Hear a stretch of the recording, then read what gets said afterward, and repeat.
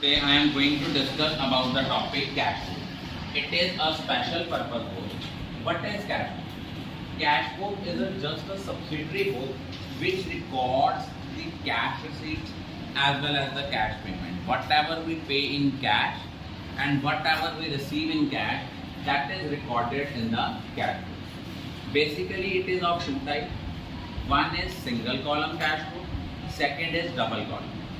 तो cash book है it's just like the cash account and as you know cash is a real nature account whatever we receive that will be shown on debit side and whatever we pay that will be recorded on the credit side. On debit side it shows the receipts, on credit side it shows the payment. As you know there is a traditional rule of real account, debit what comes in, credit what goes out. Even as per the modern classification, whenever there is an increase in an asset, it will be debited, and whenever there is a decrease in asset, it will be credited. While preparing cash book, it is just like the cash account as we prepare in the ledger cash book. यहाँ अगर single column है, we will write it as single column. Date, particulars,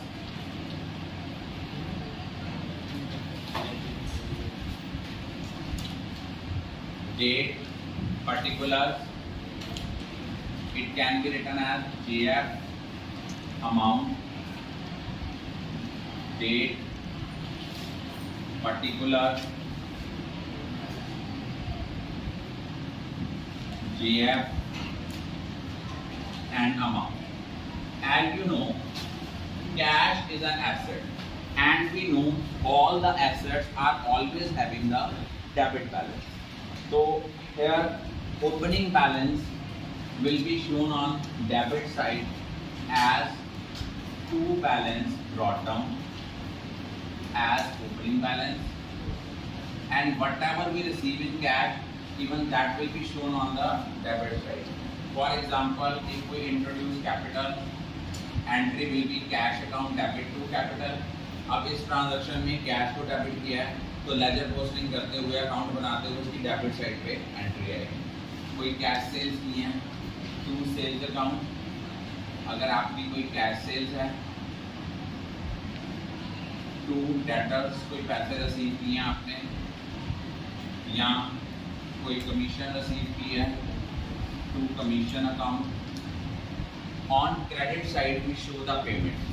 For example, कोई आपने cash purchases की हैं, buy purchases, कौन सी amount आएगी cash purchase की. कोई आपने creditors को पेमेंट की है, buy creditors. कोई बैंक में डिपॉजिट करवाए हैं, buy बैंक. कोई एक्सपेंसेस पे किए हैं, बाय एक्सपेंसेस. कोई आपने पर्सनल पर्पस के लिए विड्रॉ किए हैं, बाय ड्राइंग्स. अब हम क्या करेंगे, रिसिप्ट में से पेमेंट को माइनस करेंगे.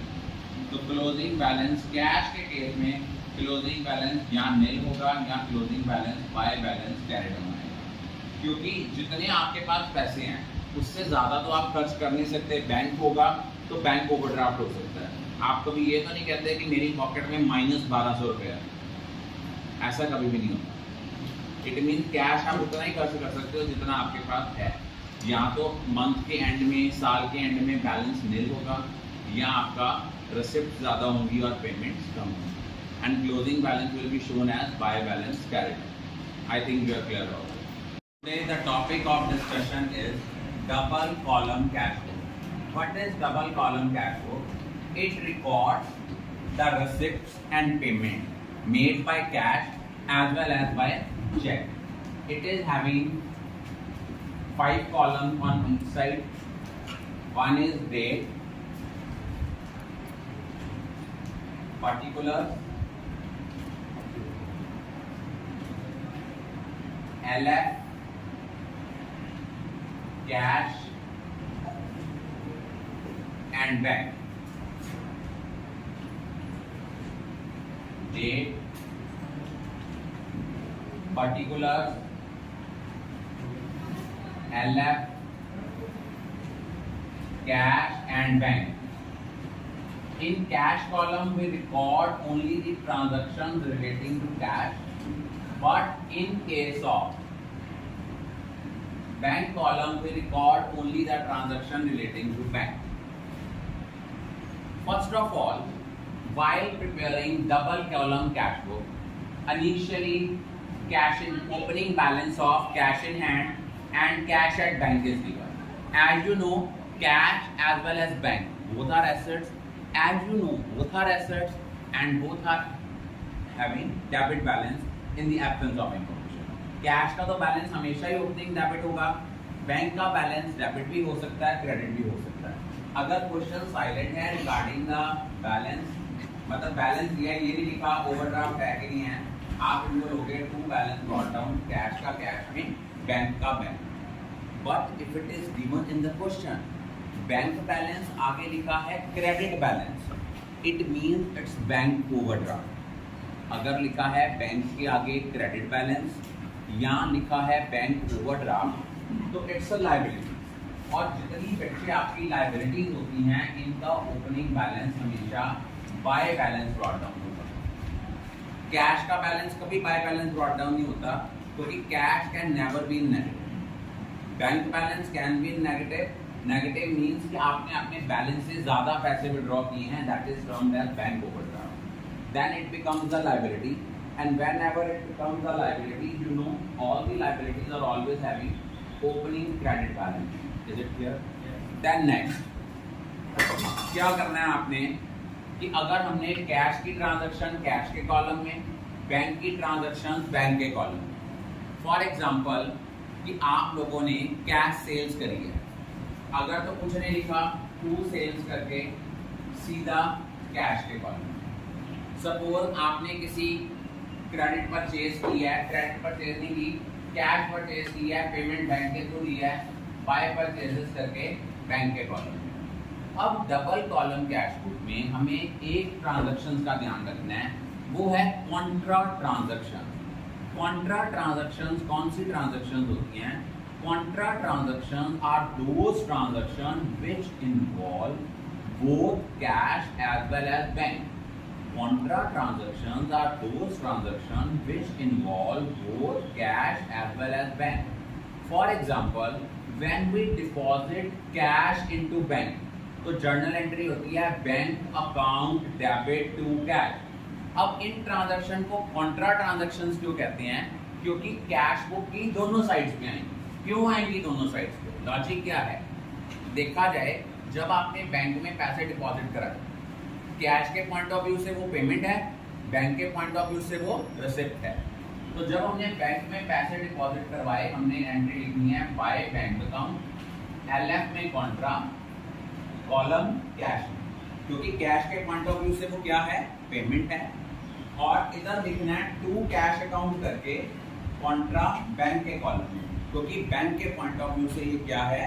आपकी रिसिप्ट है. Contra transactions are those transaction which involve both cash और bank. These are called as contra transaction because these are recorded on both sides of the cash. एक के पॉइंट ऑफ व्यू से receipt है, दूसरे point of view से वो payment है.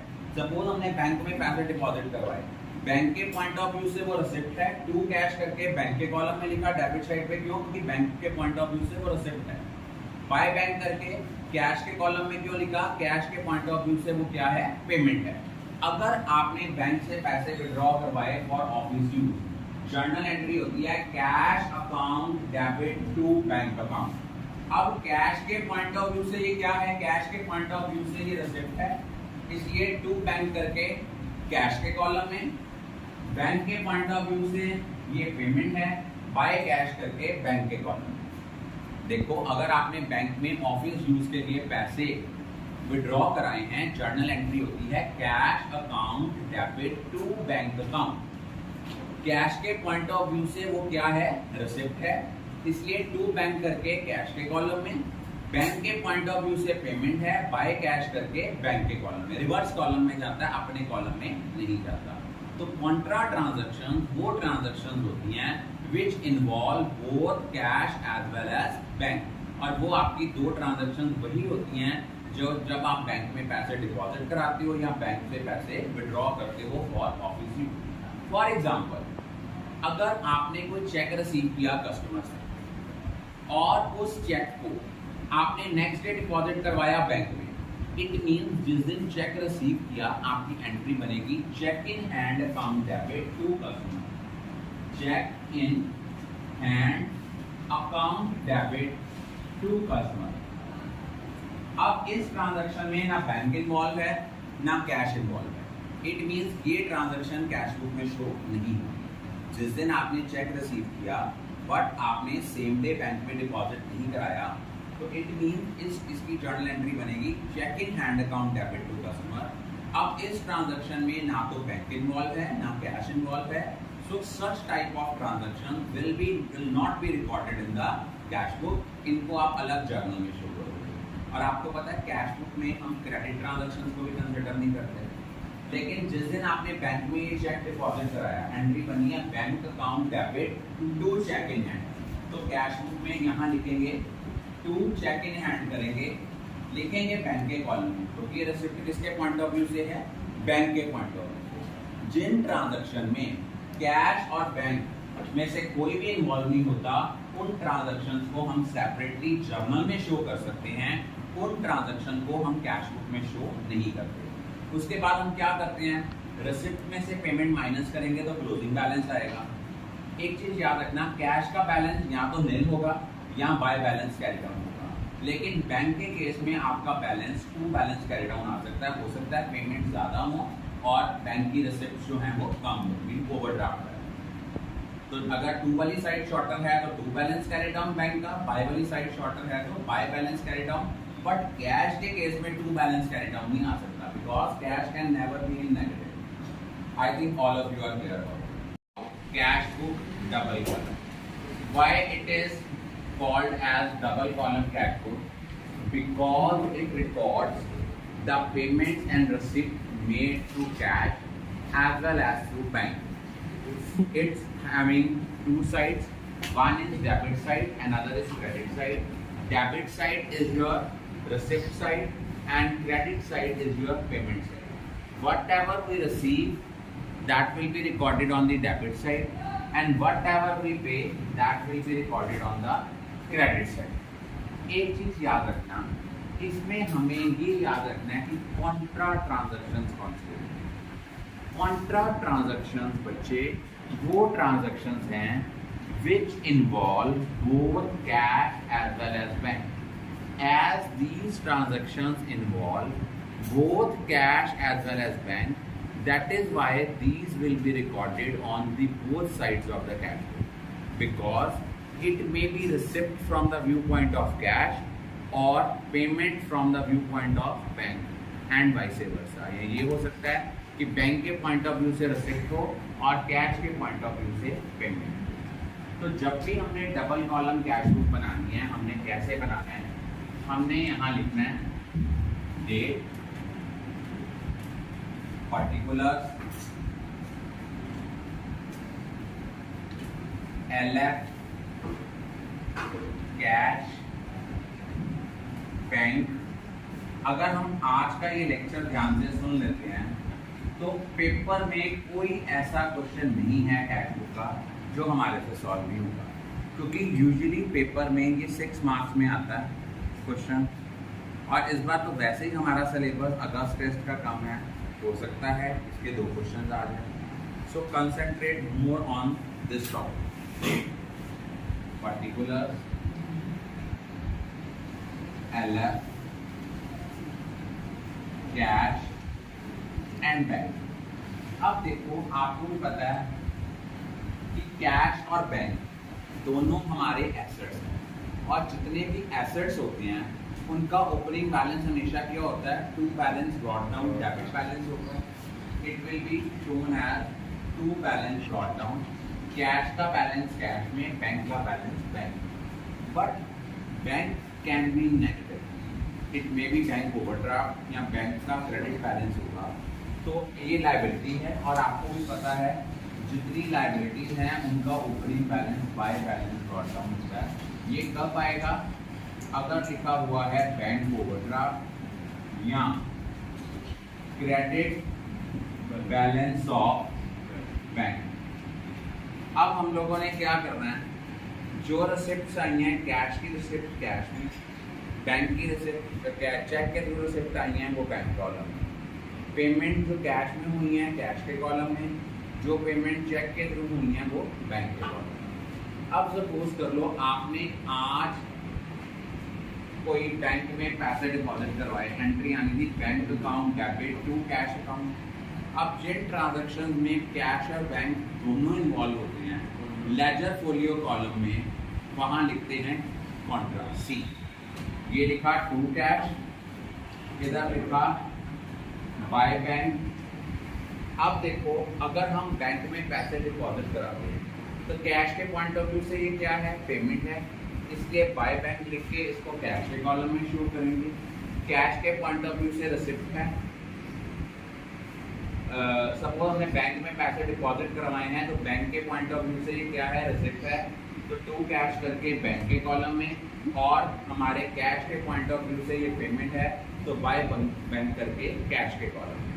अगर सपोज हमने बैंक से पैसे विड्रॉ कराए हैं by cash account to bank account, cash के पॉइंट ऑफ व्यू से ये रिसिप्ट है, टू बैंक करके कैश के कॉलम में, और बाय कैश करके ये बैंक के कॉलम में, क्योंकि बैंक के पॉइंट ऑफ व्यू से ये पेमेंट है। लेकिन जिस ट्रांजैक्शन में, ध्यान से सुनो बेटा, जिस ट्रांजैक्शन में बैंक और कैश दोनों नहीं आते वो ट्रांजैक्शंस कभी भी कैश बुक में रिकॉर्ड नहीं होती, उनको हमने सेपरेटली रिकॉर्ड करना होता है जर्नल में। फॉर एग्जांपल मैंने आज चेक रिसीव किया बट मैंने वो चेक 2 दिन बाद बैंक में डिपॉजिट करवाया, तो उसके लिए मेरी जर्नल एंट्री होगी check in hand account debit to customer, तो वो ट्रांजैक्शन कैश बुक में नहीं आएगी, वो नीचे जर्नल में शो होगी। सपोज मैंने कोई क्रेडिट ट्रांजैक्शन की है, ये भी जर्नल में रिकॉर्ड नहीं होती। कोई इंटरेस्ट ऑन कैपिटल है, कोई ड्राइंग है, सपोज उन्होंने कहा कि हमने कस्टमर से कैश रिसीव किया, कस्टमर से हमें कैश आया 12,700, 13,000 लेना था, उसने कहा कि 220 रुपये हमारा डिस्काउंट है, तो टू कस्टमर करके कैश के कॉलम में 12,700 से लिखोगे। जो आपने डिस्काउंट कस्टमर को अलाउ किया वो कैश बुक में तो रिकॉर्ड होता नहीं, उसको आपने सेपरेटली रिकॉर्ड करना है। एंट्री आनी है discount allowed account debit to customer account 220, मतलब जिन ट्रांजैक्शन में बैंक और कैश दोनों इन्वॉल्व नहीं हैं, जो क्रेडिट ट्रांजैक्शन हैं या क्लोजिंग एंट्रीज हैं like interest on capital, interest on drawing, depreciation, in transactions को हमने सेपरेटली जर्नल में शो करना है। पहले फुटनोट देखना है, लिखना है कि these transactions will not be recorded in the cash book as it doesn't involve cash and bank, नीचे इनकी अकाउंटिंग ट्रीटमेंट है। अगर सपोज आप कैश बुक बना देते हो, कैश बुक में उसको रिकॉर्ड नहीं करते लेकिन नीचे उसको जर्नल एंट्री में अलग शो नहीं करते, तो अगर 6 नंबर का क्वेश्चन है हो सकता है 3.5 मिनट 2.5 मार्क्स जर्नल एंट्रीज के कट रहे। और जब भी जर्नल एंट्रीज देनी है नरेशन देना मैंडेटरी, बिना नरेशन के हाफ मार्क्स कट हो सकते हैं। और आप लोगों ने क्लोजिंग बैलेंस कैसे निकालना है, रिसिप्ट में से पेमेंट माइनस करनी है। मैंने आपको बताया था कि कैश का बैलेंस नेगेटिव नहीं हो सकता, कैश 0 हो सकता है, नेगेटिव नहीं हो सकता, लेकिन बैंक का बैलेंस नेगेटिव हो सकता है। कैसे? पेमेंट ज़्यादा हो गई और रिसिप्ट आपकी कम है, तो क्लोजिंग बैलेंस क्या आएगा, ट्रू बैलेंस कैरी डाउन। लेकिन कैश का यहाँ तो closing balance by balance carry down आएगा, यहाँ नील आएगा। I think all of you are clear. Discuss about the concept of petty cash book. Earlier I had discussed about the topic single column cash book and double column cash book. तो बेटा petty cash book क्या होता है? petty cash book का मतलब होता है कि हम petty cashier को थोड़ा सा petty cash देते हैं रोज के डे टू डे एक्सपेंसेस को करने के लिए, तो उसके रिकॉर्ड को वो मेंटेन करता है जिस बुक में, that is termed as petty cash book। petty cash book के 2 सिस्टम होते हैं, एक होता है सिंपल सिस्टम ऑफ पेटी कैश फ्लो कि हम उसको एक महीने में 10,000 रुपये दे देते हैं, वो 10,000 में से जितना करता है बैलेंस हमें वो रिफंड कर देते हैं। एक होता है इम्प्रेस्ड सिस्टम ऑफ पेटी कैश फ्लो। इम्प्रेस्ड सिस्टम का मतलब है कि हम कहते हैं कि तेरे पास हमेशा इतने पैसे अवेलेबल रहेंगे। फॉर एग्जाम्पल आप स्कूल से घर आते हो, घर से स्कूल जाते हो, तो आपके पेरेंट्स आपको बोलते हैं बेटा अपने वॉलेट में 500 रुपीज़ एक्स्ट्रा अलग करके रख लो, इन केस आपकी कोई कन्वेंस खराब होती है, इन केस कोई प्रॉब्लम होती है तो आप उसको खर्च कर सको एमरजेंसी।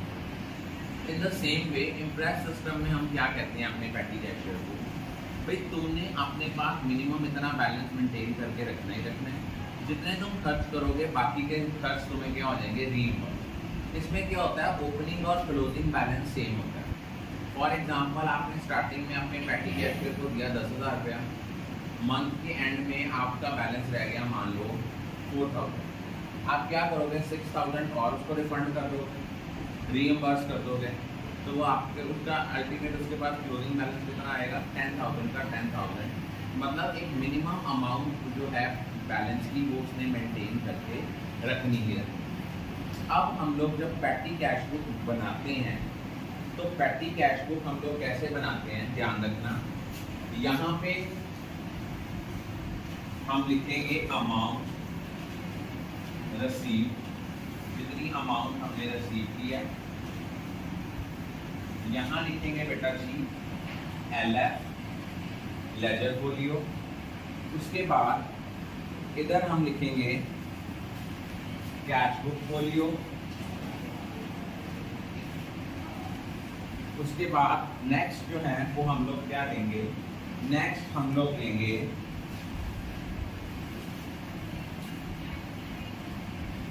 यहाँ लिखेंगे डेट, यहाँ लिखेंगे पर्टिकुलर्स, उसके बाद यहाँ लेंगे LF, यहाँ लिखेंगे हम लोग वाउचर नंबर, क्योंकि जितनी भी ऑर्गेनाइजेशन बड़ी बड़ी ऑर्गेनाइजेशन है वहाँ पे कोई खर्चा करना है, मान लो उन्होंने टी मंगवानी है, कॉफ़ी मंगवानी है, स्नैक्स मंगवाने हैं, तो वो एक वाउचर देंगे, एक स्लिप काट के देंगे कि एक ऑथराइज पर्सन ने इस खर्चे को ऑथराइज किया है, उसने इसको परमिशन दी है खर्च करने की, वो जो डॉक्यूमेंट इशू करता है उसको हम कहते हैं वाउचर, और हर वाउचर का नंबर होता है, that is termed as voucher number. उसके बाद अमाउंट, फॉर एग्जांपल हमने अपने पेटी कैशियर को मंथ के स्टार्टिंग में पेमेंट करी 5,000 रुपया, यहाँ लिख दिया 5,000, उसके बाद हमने उसको जो था टेलीफोन एक्सपेंसेस पे किए 400, फिर हमने स्टेशनरी मंगवाई 600 थी, कोई हमने पोस्टेज स्टैम्प ऑफ पोस्टेज के पैसे खर्च किए, वो आया। अब मान लो आप अगर तो सिंपल सिस्टम होता तो हमने क्या करना था, मंथ के एंड में हमने यहाँ लिख देना था बाय बैलेंस कैरी डाउन, जितनी रिसिप्ट है उनमें से पेमेंट माइनस कर देनी है, 5,000 में से 400 ये माइनस किया 1,700, रिमेनिंग बैलेंस रह गया 3,300। ये था सिंपल सिस्टम। अगर यहाँ इम्प्रेस्ड सिस्टम ऑफ पेटी कैश बुक होता तो इम्प्रेस्ड सिस्टम में सपोज हम कहते हैं कि तुझे 5,000 रुपया मिनिमम बैलेंस मेंटेन रखना ही रखना है, फिर इस केस में वो क्या करता, इस केस में आपने जितने पैसे खर्च किए हैं वो आप उसको रिफंड हो जाते, खर्च किए उसने 1,700, वो आपका इधर आ जाता टू बैंक 1,700, और क्लोजिंग बैलेंस फिर उतना ही आ जाता जितना आपका ओपनिंग बैलेंस था, दैट इज 5,000। इसका टोटल आ गया 6,700, इधर भी टोटल आ गया 6,700। सिंपल होता इम्प्रेस सिस्टम तो हम क्या करते, जितने पैसे खर्च किए थे उतना ही बेनिफिट हम ले लेते, उतना खर्च जितने किए थे रिसिप्ट में से एक्सपेंसेस माइनस करते, बैलेंस कैरी डाउन आ जाता है।